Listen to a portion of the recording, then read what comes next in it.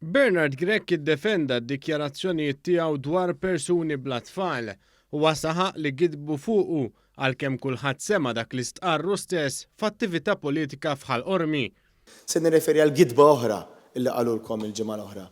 F'nofs il-ġimgħa li għaddiet fħal Qormi kien appella lil dawk li qatt ma seta' jkollhom tfal biex ikunu attivi fil-Partit Nazzjonalista. Dan hekk kif stqar li kull min m'għandux tfal għandu jara li jgħin li l-Partit Nazzjonalista jkun fil-Gvern sabiex jassigura futur sabiħ għat-tfal ta' ħaddieħor.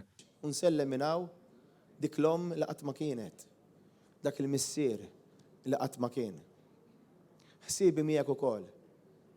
Però intu ukoll għandek x'toffri anke jekk ma kellekx tfal, anke jekk ma jistax ikollok tfal.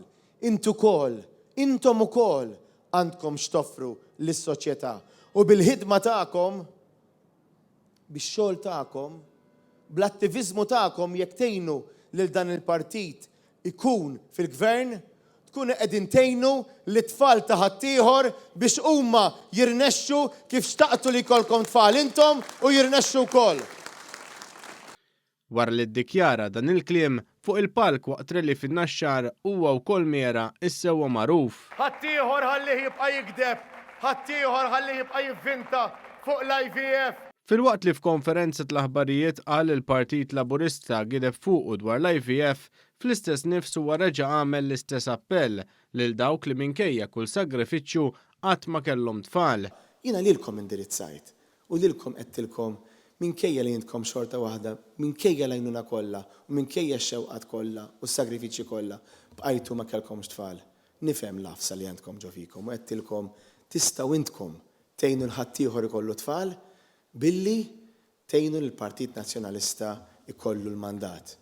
Bernard Grech għażel ukoll li jipprova jqarraq bl-elettorat u prova jbeżża li s-sistema li għandna f'pajjiżna tal-IVF għandha rata ta' suċċess baxxa ħafna. Ir-realtà hija li dawn għamlu sistema f'dal pajjiż illi il-suċċess tagħha għandha rata baxxa ħafna.